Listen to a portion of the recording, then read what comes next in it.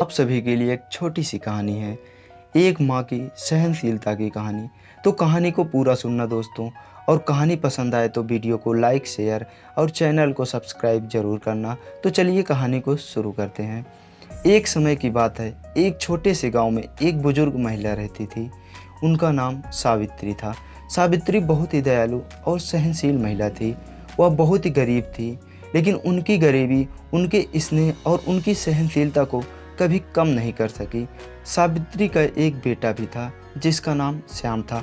श्याम शहर में नौकरी करता था और अपनी माँ से बहुत प्यार करता था। श्याम हर महीने अपनी माँ के पास आता, एक दो दिन माँ के साथ रहता, उन्हें पैसे देता और फिर वापस शहर चला जाता था। लेकिन अगले महीने श्याम नहीं आया, फिर दूसरे महीने भी वह नहीं आया। सावित्री को बहुत चिंता होने लगी। उसने सोचा कि उसके पास पैसे तो हैं, लेकिन उसे बेटे का ख्याल चैन नहीं आने दे रहा था। वह रोज़ बेटे का इंतज़ार करती, लेकिन श्याम घर नहीं आया। अंततः सावित्री ने फैसला किया कि वह शहर जाएगी और अपने बेटे का पता लगाएगी। सावित्री ने अपने सारे पैसे जमा किए और शहर के लिए निकल पड़ी। शहर में पहुंचकर उसने अपने बेटे को ढूंढना शुरू किया। दिनों दिन बीतते रहे, लेकिन वह अपने बेटे का पता नहीं लगा सकी। उसके पास पैसे भी खत्म हो गए थे। सावित्री की चिंता बढ़ गई, लेकिन उसने हार नहीं मानी। एक दिन वह एक दुकान के सामने बैठी थी और रो रही थी। दुकानदार ने उन्हें देखा और उनके दुख का कारण पूछा। सावित्री ने अपनी कहानी सुनाई। दुकानदार ने उन्हें उनके बेटे के बारे में बताया। श्याम की एक दुर्घटना में मौत हो गई थी। सावित्री यह सुनकर टूट गई।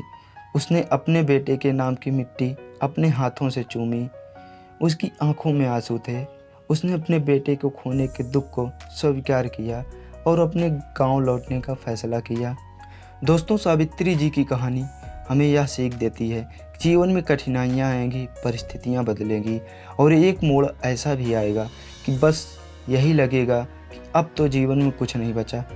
बस वही टाइम है जब हमें खुद को उस परिस्थिति, उस मुसीबत से निकालकर अपने आगे के जीवन को जीना चाहिए और खुद को आने वाली मुसीबतों से लड़ने लायक बनाना चाहिए। तो निश्चित ही हम अपने जीवन में खुश रहेंगे। धन्यवाद दोस्तों।